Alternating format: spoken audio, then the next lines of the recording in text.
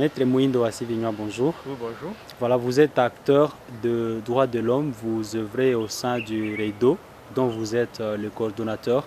Nous sommes pratiquement nous sommes dans le 3e mois déjà de la période de l'état de siège sur l'étendue de la province du Nord Kivu, tout comme en Ituri bien sûr, mais pour se focaliser de la situation qui se passe sur notre province, particulièrement à ville de Butembo.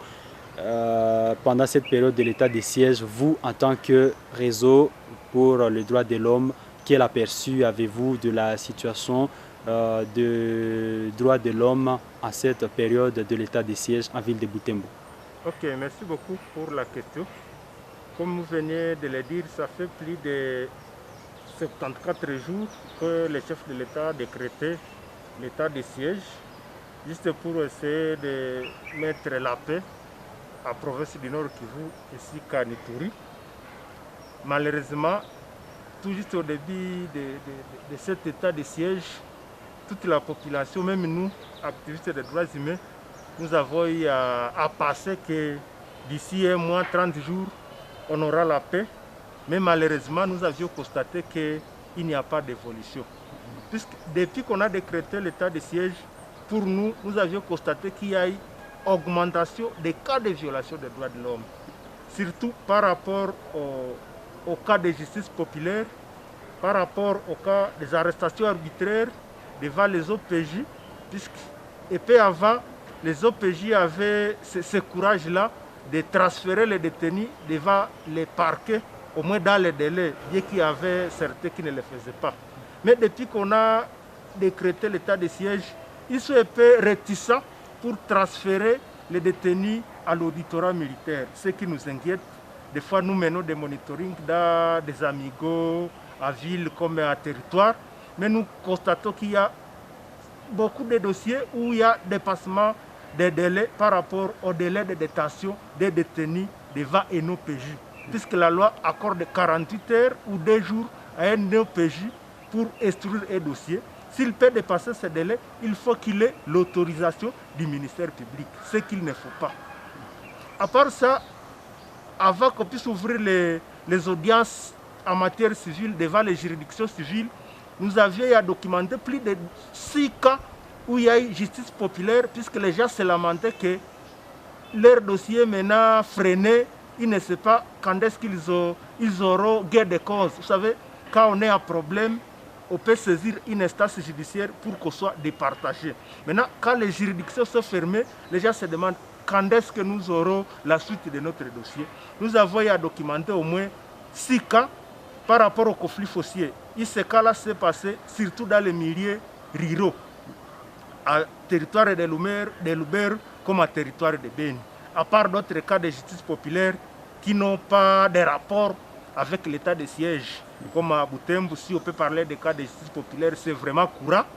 Dernièrement, on a eu une voiture au niveau des Nziapanda. Vous avez suivi le cas de Nziapanda à ville de Butembo. Il y a un autre jeune qu'on a tabassé, il est décédé à l'hôpital de Katwa, c'est dans le quartier Matanda.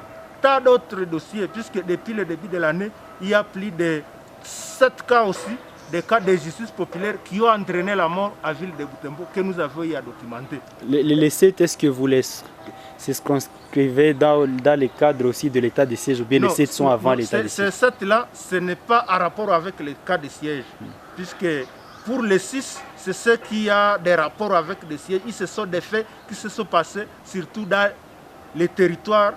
Il y a 4 à territoire de Lubero et 2 à territoire de Beni que nous avons eu à documenter.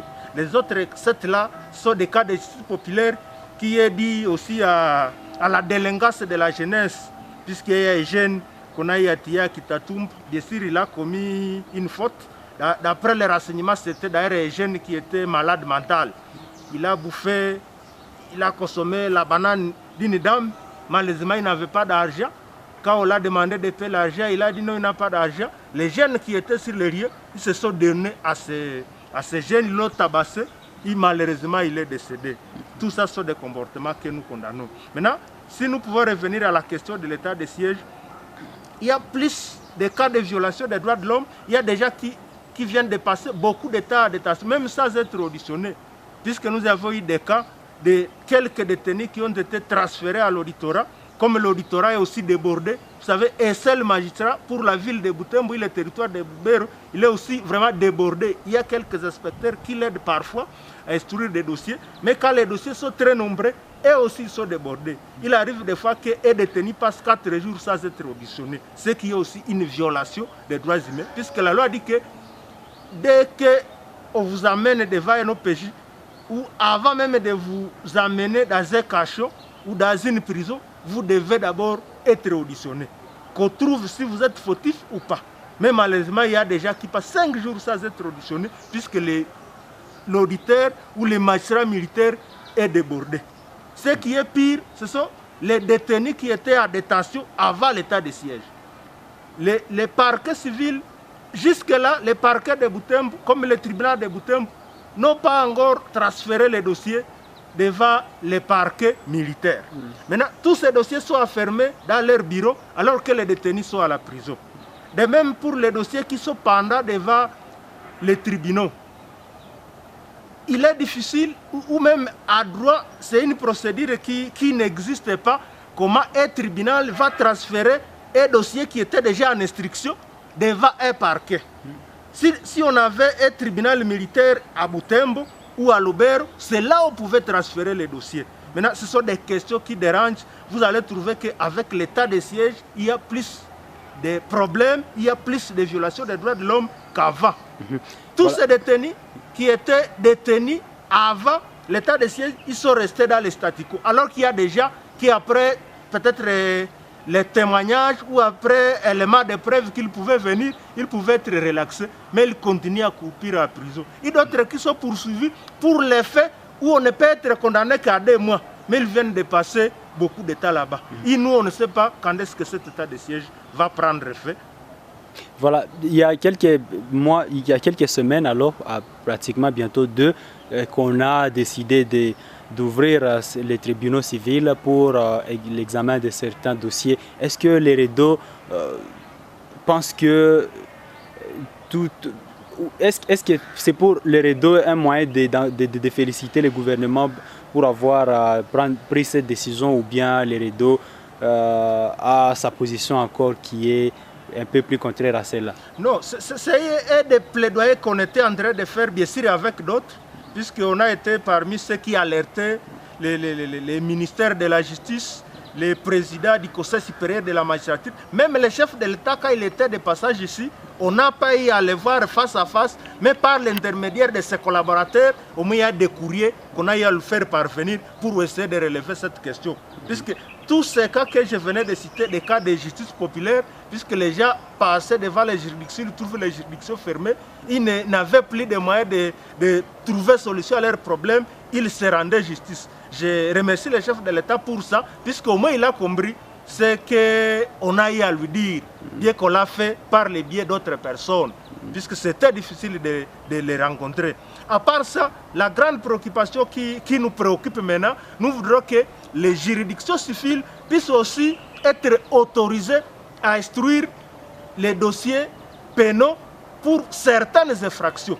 Pour les infractions qui ont caractère sûreté de l'État ou caractère sécuritaire, on peut les laisser aux juridictions militaires. Mais pour d'autres infractions, occupation illégale des terres, ça ce sont des infractions qu'on peut carrément laisser aux juridictions civiles, même au parquet civil. Comme je venais de le dire, pour le territoire de Lubero et la ville de Butembo, on n'a qu'un seul magistrat à l'auditorat militaire de Butembo. Comment tous ces dossiers qui étaient gérés par le tribunal de paix de Lubero, les parquets de Lubero, les 2 parquets de Butembo, notamment les parquets près les tripés de Butembo, les parquets près le tribunal de grande instance de Butembo, sont maintenant concentrés entre les mains d'une seule personne. Vous voyez ce que ça va faire pour lui. Il est vraiment débordé. Des fois, vous le rencontrez, vous constatez qu'il est réellement fatigué. Il doit faire l'administration de sa juridiction, mais il doit aussi suivre l'instruction de tous les dossiers. Tous les dossiers qui viennent de Mangroujip, de Louof, de Kamand, de Kanyabayong, de Butembo, dans toutes les communes, ça doit passer par lui avant d'aller devant une juridiction. Vous savez que pour les procédures militaires, un dossier ne peut pas aller au tribunal militaire si ce n'est pas passé à l'auditorat militaire. Contrairement à la procédure civile ou à la procédure devant les juridictions civiles, où quand vous vous sentez gêné ou si vous estimez que vous avez toutes les preuves, vous pouvez directement aller devant un tribunal. Maintenant, pour nous, depuis qu'on a décrété l'état de siège, il y a beaucoup de cas de violation des droits de l'homme. Il y a nos jeunes militants de la Lucha et qui a raté même l'examen là de jury puisqu'il était détenu. Alors que ce dossier, pour nous, pensons que c'est un dossier vide. Pour un dossier vide, il est en détention. La procédure est bloquée puisque le dossier était déjà fixé devant le tribunal de paix de Butembo. Et on a interdit aux tribunaux de ne plus poser des actes dans les dossiers répressifs. Vous trouvez ce que ça donne? Alors qu'un dossier qui est déjà au tribunal, le tribunal se demande est-ce qu'il faut envoyer le dossier à l'auditorat militaire ou il faut l'envoyer à un tribunal militaire? Malheureusement, chez nous, il n'y a pas de tribunal militaire. Le seul tribunal qui juge parfois les dossiers de Butembo et Lubero quitte Ben pour des chambres foraines. Pour envoyer le dossier à Ben, on ne sait pas quelle procédure on va faire. Il y a d'autres questions de détenus qui étaient en appel. Et détenus où une personne a été condamnée par le tripé, il a interjeté appel au tribunal de grande instance. Maintenant, le tribunal de grande instance, on l'interdit de ne plus instruire les dossiers répressifs. Maintenant, il se demande, les dossiers répressifs, il se demande, il faut l'envoyer devant le tribunal de garnison de Ben, il faut l'envoyer devant le tribunal militaire de Gom. Tout ça sont des questions qu'on se pose, des droits qui créent vraiment des problèmes qui malheureusement préjudicient la population au lieu d'aider la population. Vous savez, toute mesure, toute question, toute décision d'une autorité, on les prend, c'est dans le souci d'améliorer les conditions de vie de la population. Mais quand on prend une décision qui va empiéter encore sur les droits de la population, ça devient aussi dangereux. Et ce qui est pire, vous allez constater que pendant cet état de siège, il y a plus d'ingressions aussi dans différents quartiers de la ville. Il y a aussi menaces des activistes des droits humains comme des acteurs de la société civile. Dernièrement, on a eu à tuer le président du noyau de la société civile Kalunguta, qui était aussi un collaborateur. Des fois, il nous donnait des informations. On a un autre collègue de la chefferie de Bâche, de la zone de santé de Vouve, qui est menacé. Des bandits sont passés chez lui à des reprises. Dieu merci, on ne l'a pas trouvé. Vous allez trouver que pendant cet état de siège, il y a beaucoup de cas de violation des droits de l'homme, quelque chose que nous regrettons. Sinon, nous appelons les autorités, surtout les chefs de l'État, d'essayer de voir comment aider la population. Bien sûr, la paix n'est pas encore là. On peut voir comment alléger, surtout dans le secteur de la justice. Comme vous le savez, la justice, c'est un moteur. La justice élève une nation. La justice réglemente le conflit dans la communauté. Maintenant, quand il n'y a plus de réglementation, quand il n'y a plus de justice, c'est maintenant la jungle qui va s'instaurer. Sinon, pour nous, nous aurions voulu, comme le chef de l'État, il a quand même compris les pleurs de la population en autorisant que les juridictions civiles reprennent en matière civile et pour les dossiers des affaires à conflit avec la loi, qu'ils puissent aussi autoriser les juridictions civiles ainsi que les parquets civils de commencer à instruire certains dossiers, sauf les dossiers à caractère sûreté de l'État ou à caractère sécuritaire.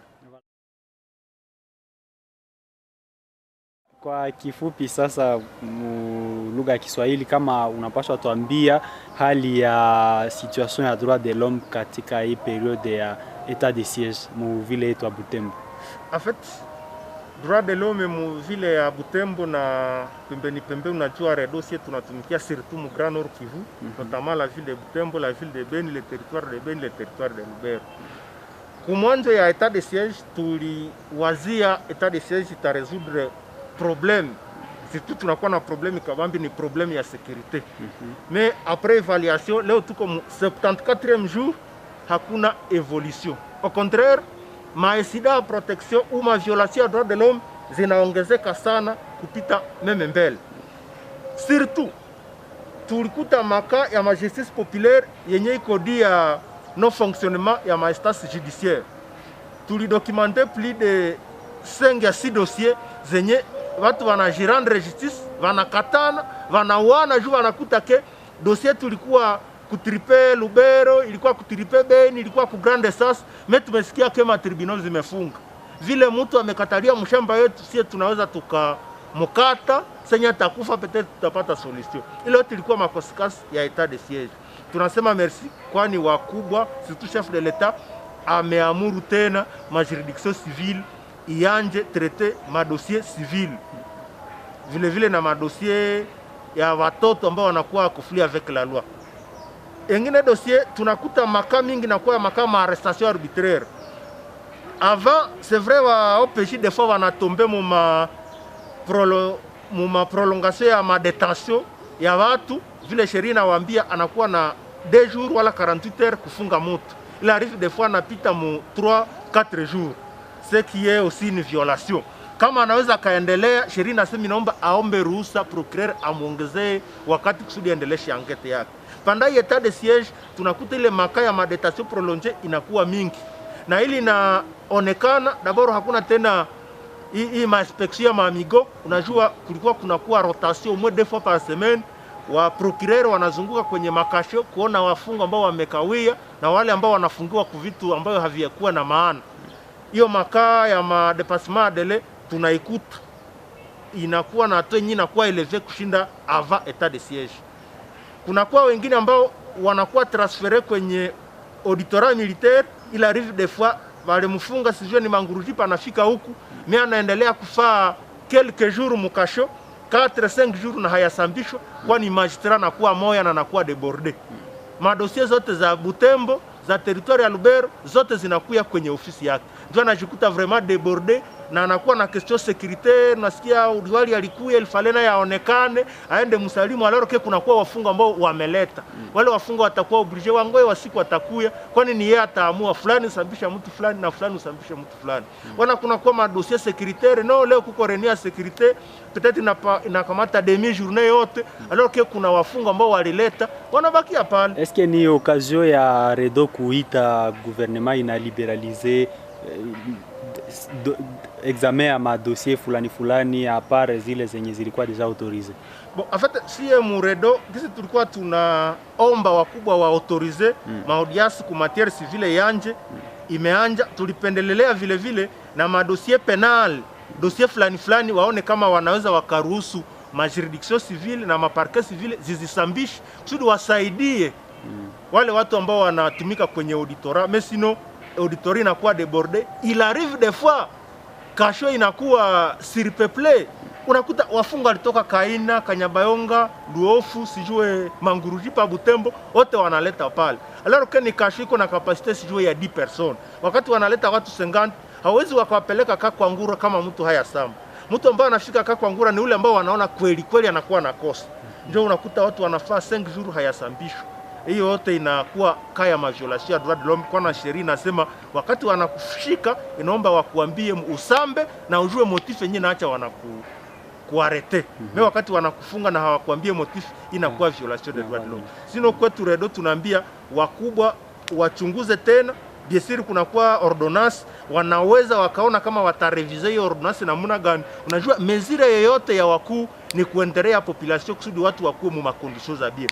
Wakati mtakuta ke mezire fulani ina ambiete wala haisaidie raia, mnaweza mkakamata ingine ordonnance ya kuatenie pe juste que ma dossier zikuwe examine. Kuna wafunga ambao, kuna wale ambao le 6 ilifika, le 8 wangetoka kwenye gereza, yani tribunal ingeprononce majugement zao, lakini wale wote wanabaki kula. Na kuna wengine ambao wanafungiwa ku makosa ambayo ingehukumiwa mwezi moja, lakini wameshafaa zaidi ya siku 17 kwenye gereza na hatujua watatoka siku gani. Ndio tulipendekeza wakubwa wa inji waangalie kama wanaweza wakaruhusu ma juridiction civile isambishe madossier peno ya makosa fulani.